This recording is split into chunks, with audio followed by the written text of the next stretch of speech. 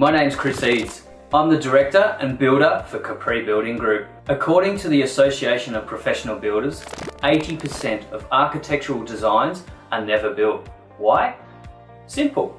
Most people base the cost of their new home on a square metre rate, and you can never ever trust that.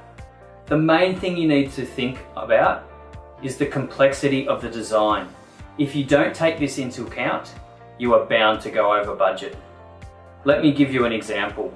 You don't expect every size 9 shoe to be the same price.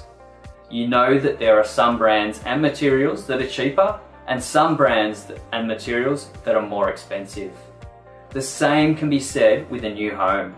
There are so many factors to take into account, even more than shoes. Think about it. Your average home has hundreds of ingredients. Things like carpet, bricks, tiles, kitchens, bathrooms, handles, just to name a few. What's more, all of these materials come in different qualities, styles, shapes, colours, and all vary in cost. And the way they are assembled into a finished home varies greatly in relation to detail and quality. This is what many people don't consider while designing their new home. It can cause serious heartache once the design is complete and taken to a builder only to find out that is way over budget and you can't afford to build this home.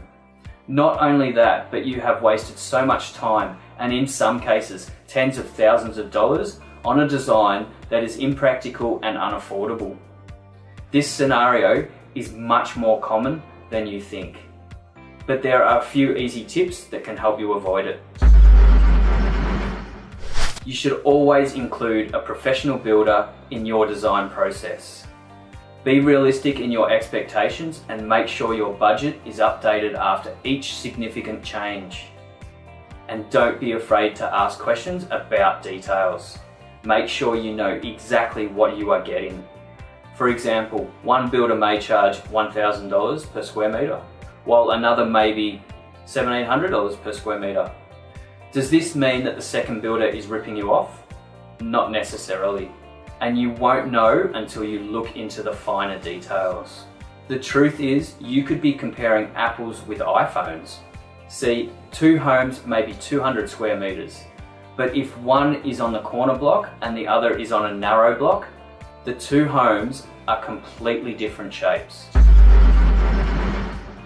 At first, look, it would be hard to tell which would cost more, but one has a considerable amount of extra walls, both internal and external, that need to be included in this cost.